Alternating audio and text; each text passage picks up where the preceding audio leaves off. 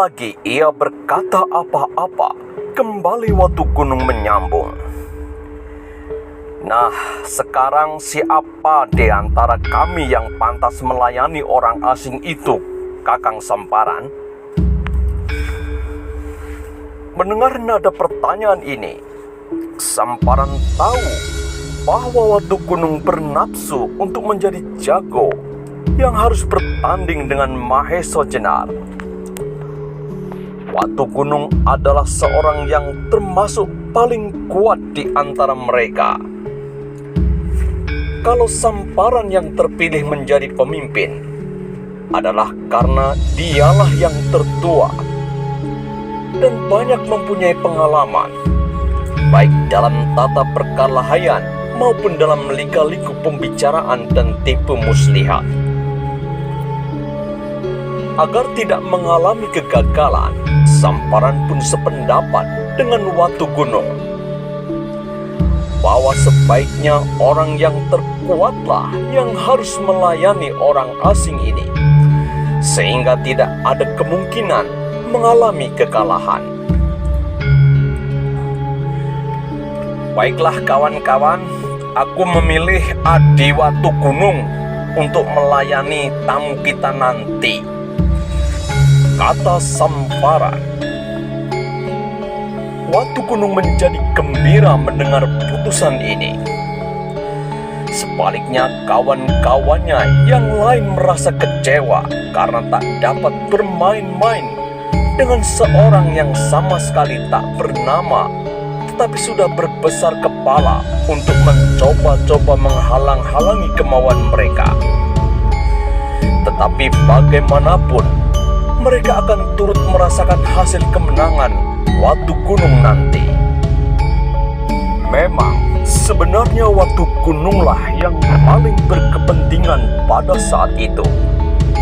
Sebagai seorang pemuda, sebelum meninggalkan kampung halamannya, dahulu ia pernah berangan-angan untuk dapat mengawini anak Ki Asem Gede itu.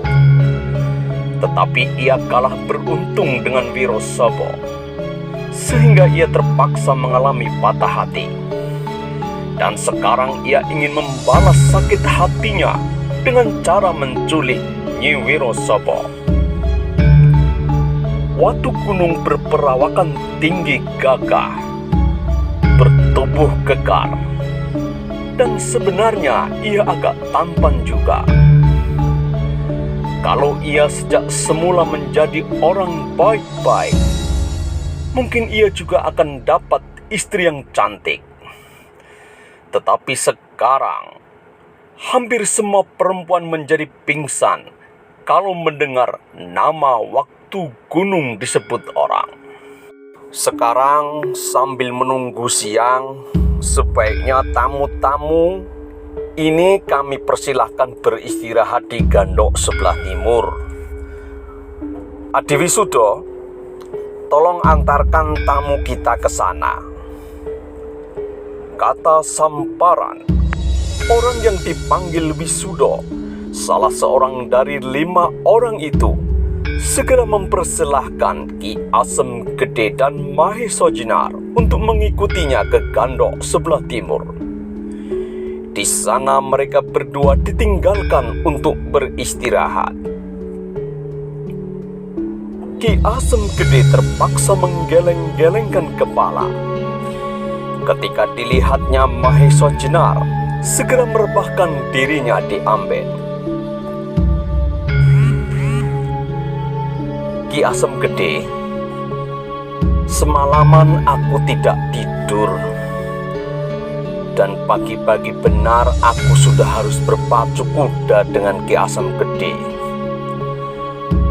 Maka sebaiknya aku tidur sebentar agar aku dapat melayani Watu Gunung itu dengan sedikit kegembiraan, kata Mahesa Jenar. Sesudah itu berdiam diri sebentar. Terdengarlah segera nafas Mahesa Jenar mengalir secara teratur, dan ia pun akhirnya tertidur. Ki Asem Gede heran bukan main sebentar lagi ia harus mengadu tenaga antara hidup dan mati melawan seseorang yang termasuk mempunyai kehebatan dalam tata pertarungan. Tapi sekarang dengan enaknya Mahesa Jenar tidur mendengkur. Ketika hal itu direnungkan dalam-dalam, ternyata Mahesa Jenar sama sekali tak memandang remeh calon lawannya. Dengan beristirahat, meskipun hanya sebentar, ia akan dapat memulihkan tenaganya. Sehingga dengan demikian, ia akan dapat bertanding dengan baik. Mendapat pikiran yang demikian, ia pun merasa bahwa dirinya juga perlu mengasuh. Siapa tahu tenaganya nanti diperlukan. Ternyata hati Ki Asem Gede tidak setenang Mahesa Jenar. Ia tetap saja khawatir akan nasib anak satu-satunya itu. Dan ia juga khawatir kalau Samparan dan kawan-kawannya berbuat curang. Karena itu, Ki Asem Gede hanya berbaring. Matanya sama sekali tak dapat dipejamkan. Pada saat itu sinar matahari pagi telah mulai masuk, menyusup lubang-lubang dinding meskipun masih condong sekali. Sekali dua kali telah terdengar suara gerobak lewat di jalan di depan rumah itu. Dan di halaman telah sibuk beberapa orang mengatur arena untuk bertanding siang nanti. Beberapa orang yang lewat, ketika melihat beberapa tonggak ditancapkan dan tali-tali direntangkan, mereka tahu bahwa akan ada pertandingan lagi di halaman rumah Samparan yang juga dikenal sebagai rumah setan. Sebenarnya tak seorang pun ingin dekat dengan rumah serta penghuninya itu. Sebab mereka takut kalau entah harta kekayaannya, entah ternaknya, yang ditakuti adalah kalau istri atau gadisnya dikehendaki oleh iblis-iblis itu. Tetapi di samping itu mereka juga ingin melihat tiap-tiap pertarungan yang memang sering diadakan di halaman itu. Dengan berharap-harap sekali waktu ada orang yang dapat mengalahkannya. Syukur-syukur mengubur kelima iblis penghuni rumah itu. Tetapi sampai sekarang, kalau ada orang yang menuntut istri atau anaknya dan terpaksa melewati pertandingan di arena itu, tentu dibinasakan dengan kejamnya. Sedang istri atau anak mereka malahan menjadi barang taruhan yang makin tak berharga. Demang Pucangan sendiri tak dapat mengatasinya, dan tak seorang pun berani melapor kepada atasan yang berwenang. Sebab dengan perbuatannya itu, nyawanya jadi terancam. Kembali kali ini akan ada sebuah pertandingan. Orang sudah menduga bahwa hal ini tentu berhubungan dengan hilangnya Nyi Wirosobo. Tetapi siapakah yang akan memasuki arena? Ayahnya kah Ki Asem Gede? Atau salah seorang muridnya? Atau siapa? Sementara itu Mahesa Jenar masih enak-enakan tidur. Berbarengan matahari semakin tinggi, sementara Ki Asem Gede semakin gelisah. Adalah di luar dugaannya kalau pada saat itu salah seorang pelayan Samparan masuk ke Gandok dengan membawa sebuah hidangan, minuman dan makanan. Rupanya mereka akan menunjukkan bahwa mereka adalah orang yang baik hati, serta perbuatannya itu betul-betul untuk kepentingan penduduk setempat. Dengan ketajaman hidung sebagai seorang ahli obat-obatan, Ki Asem Gede mencium minuman dan makanan itu.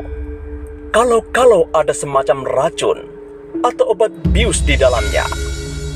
Tetapi ketika menurut pendapatnya tak terdapat apa-apa, maka sedikit demi sedikit Ki Asem Gede mencoba mencicipi makanan itu sebelum Mahesa Jenar bangun, yang tentu akan minum dan makan juga. Rupanya minuman dan makanan itu benar-benar bersih. Rupanya Watu Gunung begitu yakin akan memenangkan pertandingan ini seperti yang sudah-sudah. Pikir Ki Asem Gede. Sementara itu, Mahesa Jenar telah menggeliat bangun. Dengan tangannya ia menggosok-gosok matanya yang nampak merah, kurang tidur. Ketika ia melihat adanya beberapa macam hidangan, ia memandang Ki Asem Gede dengan penuh tanda tanya. Ki Asem Gede tahu bahwa Mahesa Jenar ragu-ragu, sehingga ia segera menjelaskan, "Anak Mas, kita telah mendapat kehormatan untuk menikmati masakan dari Pujangan.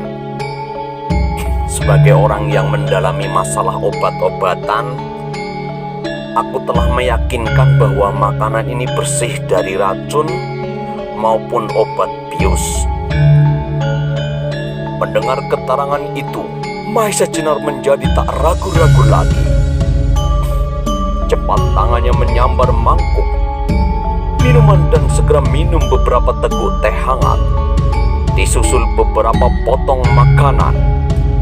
Segera setelah itu, tenaganya terasa telah pulih kembali setelah semalaman tidak tidur dan berkuda sekian jauhnya. Berita akan adanya pertarungan di halaman rumah Samparan itu segera meluas. Beberapa orang yang pergi ke pasar bergegas untuk segera pulang supaya dapat menyaksikan pertandingan itu. Beberapa orang yang merasa mempunyai sedikit kekuatan mencibirkan bibirnya. Mereka menganggap bahwa orang yang berani mencoba melawan rombongan Samparan adalah orang yang sudah jemu akan hidupnya. Padahal orang-orang itu tidak mampu melawan gerombolan Samparan. Sementara itu, Mahesa Jenar yang sudah diributkan sama sekali tak menghiraukan kesibukan orang-orang di halaman rumah Samparan. Pada saat-saat semacam itu, ia merasa perlu menenangkan pikiran dan memusatkan tenaga. Seperti biasa, Mahesa Jenar sama sekali tak pernah meremehkan lawannya. Sebab sikap yang demikian akan menghilangkan kehati-hatiannya. Ketika matahari sudah agak tinggi, selesailah segala persiapan. Para penonton telah banyak mengelilingi arena. Sebentar kemudian terdengar kentongan dipukul orang 5 kali. 5 kali berturut-turut. Suaranya membancar menghantam dinding-dinding jurang dan tebing pegunungan, yang kemudian dilemparkan kembali, menggema seperti harimau kelaparan mencari makan. Demikianlah suara kentongan itu, seolah seperti suara malaikat pencabut nyawa yang memanggil-manggil korbannya. Kemudian keluarlah dari pendopo rumah itu Samparan beserta 4 orang kawannya, masing-masing dengan pakaian yang hampir sama, celana hitam sampai lutut, kain lurik merah soga, sabuk kulit ular bertimang emas, dan berikat kepala merah suga pola tanpa baju. Kelima orang itu langsung menuju ke arena. Orang-orang yang berkerumun bersibak memberi jalan. Sementara itu Mahesa Jenar juga sudah dipanggil. Seperti orang yang segan-segan, ia berjalan bersama Ki Asem Gede menuju ke arena. Pakaiannya adalah pakaian kusut dan habis dipakai tidur. Meskipun ia bernama Mahesa Jenar, anehnya ia suka warna-warna hijau. Kain luriknya berwarna hijau gadung. Ikat kepala dan bajunya juga. Mahesa Jenar dengan acuh tak acuh menjawab, "Selamat pagi, Watu Gunung. Aku sengaja tidak mandi, sebab aku takut kalau airmu memperlemah semangatku, sehingga aku tak dapat melayani permainanmu dengan baik." Melihat Mahesa Jenar, beberapa orang mulai menilai-nilai. Memang agak aneh bagi mereka. Begitu tenang dan sama sekali tidak gugup. Dipandang dari segi ketegapan tubuhnya, ternyata Watu Gunung lebih tinggi sedikit dari lawannya, serta otot-ototnya tampak lebih kuat. Umurnya pun tampaknya tak terbaut banyak. Orang-orang yang sedang sibuk menilai itu menjadi bingung. Mereka sama sekali tak menemukan suatu hal pun dari Mahesa Jenar yang dapat melebihi lawannya. Tingginya, besarnya, otot-ototnya, dan segalanya. Tetapi ketika mereka memandang matanya, seakan-akan mereka menjadi yakin kalau Mahesa Jenar akan memenangkan pertarungan ini. Mereka sama sekali tak sampai pada pikiran bahwa mata yang terang cemerlang itu memancarkan suatu kebesaran pribadi yang tak ada bandingnya. Hal ini rupanya dirasakan juga oleh Samparan dan kawan-kawannya. Sehingga ketika Watu Gunung bertemu pandang dengan Mahesa Jenar, hatinya berdegup. Untuk menutupi kerisauan hatinya, Watu Gunung berteriak, "Kakang Samparan, senjata apa yang pantas aku pakai?" Samparan tak mengira akan mendapat pertanyaan itu, dan dengan sekenanya saja ia menjawab, "Apa yang kau pilih, Watu Gunung?" Kembali Watu Gunung jadi kebingungan, dan untuk mengatasinya, ia ingin mencari jawaban pada lawannya dan sekaligus untuk menutupi kegelisahannya. "Mahesa Jenar, senjata apakah yang ingin kau pakai?" Mahesa Jenar merenung sebentar. Kemudian jawabannya makin menjadikan Watu Gunung kebingungan. "Watu Gunung, senjata adalah barang yang berbahaya. Sedangkan permainan ini hanya sekedar untuk menentukan pihak manakah yang dibenarkan Tuhan. Karena itu aku menganggap bahwa aku tak ingin mempergunakan senjata." Watu Gunung menjadi semakin kelimpungan. Apalagi ketika Mahesa Jenar menyambung, "Tetapi meskipun demikian, kalau kau ingin mempergunakan senjata, dan kalau itu sudah menjadi kebiasaanmu, aku sama sekali tak keberatan, Watu Gunung. Sedangkan bagiku sendiri, senjata itu hanya akan merepotkan saja."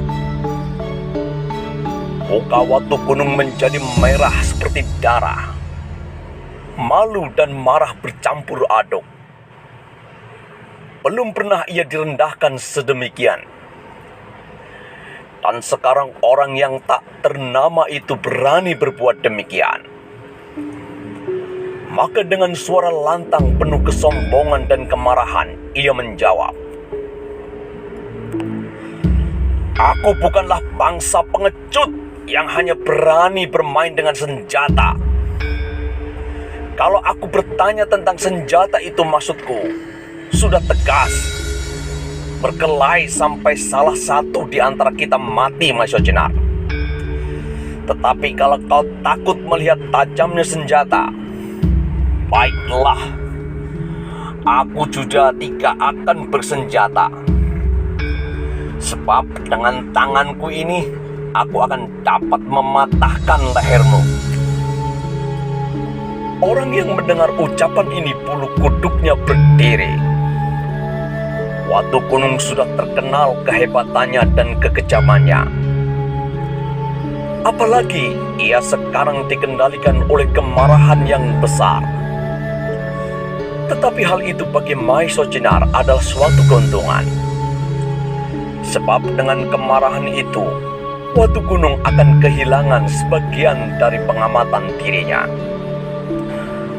Sementara itu Watu Gunung sudah berteriak, "Mahesa Jenar, ayo kita mulai!" Mahesa Jenar segera mempersiapkan diri. Ia tak mau dikenai oleh serangan yang pertama kali dan digerakkan oleh kemarahan yang tentunya akan menambah kekuatan lawannya. Dan apa yang diduga oleh Mahesa Jenar adalah benar. Belum lagi mulutnya terkatup rapat, Watu Gunung sudah meloncat maju dan langsung menyerang ulu hati Mahesa Jenar. Serangan itu begitu garang nampaknya, seperti harimau menerkam mangsanya. Orang-orang yang menyaksikan pertarungan itu, darahnya sudah tersirat sampai ke kepala.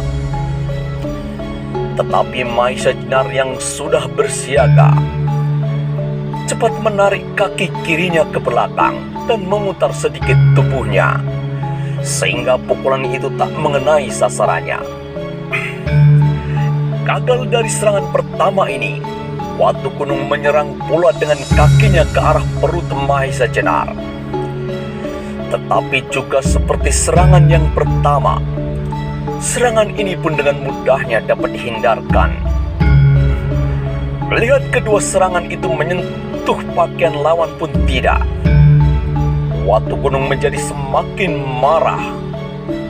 Kembali ia membuka serangan dengan tangannya ke arah dada dan sekaligus mempersiapkan tangan yang lain untuk menutup jalan bagi Mahesa Jenar menghindar. Rupa-rupanya serangan ini hampir berhasil mengenai lawannya. Tetapi pada saat terakhir, ketika tangannya sudah berjarak setebal jari dari dada, Mahesa Jenar segera menarik tubuhnya ke belakang dengan satu loncatan yang cepat. Ia menghindar ke arah sebelah dari tangan yang lain. Watu Gunung menjadi semakin uring-uringan. Dan meluncurlah kemudian serangan-serangan yang cukup dahsyat. Beberapa orang telah menjadi cemas, sebab dalam pandangan mereka, Mahesa Jenar selalu terdesak. Pada saat terakhir, Mahesa Jenar merasa betul-betul terdesak. Memang lawannya pada saat itu tidaklah dapat dianggap ringan, meskipun belum sekuat Mantingan. Tetapi Watu Gunung mempunyai keistimewaan juga. Ia begitu percaya kepada kekuatan jarinya, sehingga berkali-kali ia menyerang dengan menyodok perut, kening, dan mata. Maka timbullah keinginan Mahesa Jenar untuk menguji kekuatan daya tahan lawannya. Ketika pada suatu saat pertahanan dada Watu Gunung terbuka, cepat-cepat Mahesa Jenar mempergunakan kesempatan ini. Seperti seekor burung menyambar belalang, ia mempergunakan sisi telapak tangannya untuk menghantam dada lawannya. Serangan itu begitu mendadak dan cepat, sehingga lawannya tak sempat menghindarinya. Merasa kena hantaman di dadanya, cepat-cepat Watu Gunung mundur selangkah. Mulutnya meringis sebentar menahan sakit. Tetapi oleh daya tahan badannya, segera rasa sakit itu hilang. mengalami hal ini, Watu Gunung malahan sekali lagi meloncat mundur. Dan aneh sekali, ia tidak bersiap-siap untuk menyerang atau bertahan. Malahan ia berdiri di atas kedua kakinya yang direnggangkan dan kedua tangannya bertolak pinggang.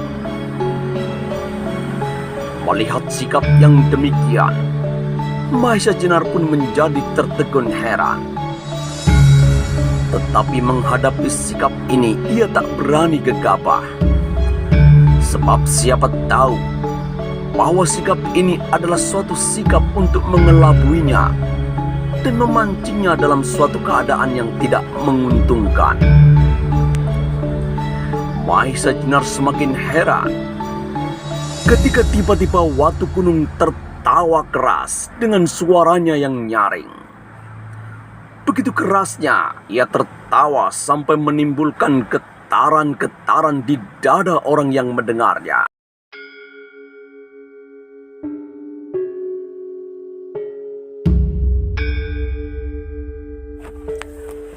Bagaimanakah kisah selanjutnya? Temukan jawabannya di episode selanjutnya. Jangan lupa untuk like, komen, dan subscribe. Sampai jumpa di episode selanjutnya.